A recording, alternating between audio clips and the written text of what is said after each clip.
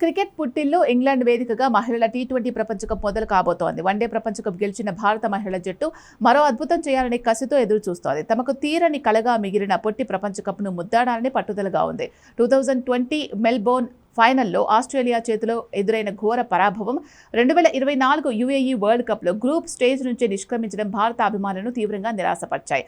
అంతకుముందు 2017, 2022లలోనూ త్రుటిలో అవకాశాలు చేజారాయి. అయితే వన్డేల్లో ఎన్నో ఏళ్ల నిరీక్షణకు తెరదించుతూ గతేడాది వరల్డ్ కప్ గెలిచిన భారత్ ఇప్పుడు అదే జోష్తో టీ20 ప్రపంచ కప్లోనూ అడుగు పెడుతోంది. ప్రపంచ ఛాంపియన్ హోదాలో బరిలోకి దిగుతుండటంతో జట్టుపై ఒత్తిడి, అంచనాలు భారీగా ఉన్నాయి. ఇటీవలి కాలంలో భారత జట్టు ప్రదర్శన మిశ్రమంగా ఉంది. శ్రీలంక, ఆస్ట్రేలియాలపై సిరీస్ విజయాలు సాధించినప్పటికీ సౌత్ ఆఫ్రికా చేతిలో 4-1తో, ఇంగ్లాండ్ చేతిలో 2-1తో సిరీస్ ఓటములను చవిచూడాల్సి వచ్చింది. మిడిల్ ఆర్డర్ వైఫల్యం, పేస్ బౌలింగ్ విభాగంలో అరుంధతి రెడ్డి, రేణుకా సింగ్, క్రాంతి గౌడ్ ధారాళంగా పరుగులివ్వడం ఆందోళన కలిగిస్తోంది. అయితే గతంలోనూ ఆసీస్తో సిరీస్ ఓడిన వన్డే వరల్డ్ కప్ గెలిచిన చరిత్ర భారత్కుంది. స్మృతి మందాన, షఫాలి వర్మ ఫామ్ కోల్పోయినట్టు కనిపిస్తున్న వార్మప్ మ్యాచ్ల్లో వారు పరుగులు సాధించడం సానుకూల అంశం.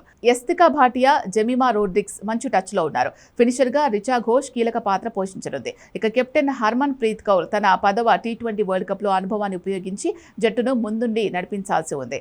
ఇంగ్లాండ్ పిచ్చులు పేస్కు సహకరించినప్పటికీ భారత స్పిన్ ద్వయం శ్రేయాంక పాటిల్, రాధా యాదవ్ వార్మప్ మ్యాచ్లో వెస్టిండీస్పై 7 వికెట్లు పడగొట్టి అద్దరకొట్టారు. వీరితో పాటు దీప్తి శర్మ, తెలుగు తేజం శ్రీచరణి రూపంలో భారత్కు పటిష్టమైన స్పిన్ విభాగం ఉంది. మ్యాచ్లను మలుపు తిప్పడంలో స్పిన్నర్లు కీలక పాత్ర పోషించనున్నారు. జూన్ 14న ఎడ్జ్బాస్టన్ వేదికగా పాకిస్తాన్తో జరిగే హై వోల్టేజ్ మ్యాచ్తో భారత్ తన ప్రపంచకప్ వేటను ప్రారంభించనుంది. పాత చేదు జ్ఞాపకాలను చెరిపేస్తూ టీమిండియా ఈసారి విశ్వ విజేతగా నిలుస్తుందో లేదో చూడాలి.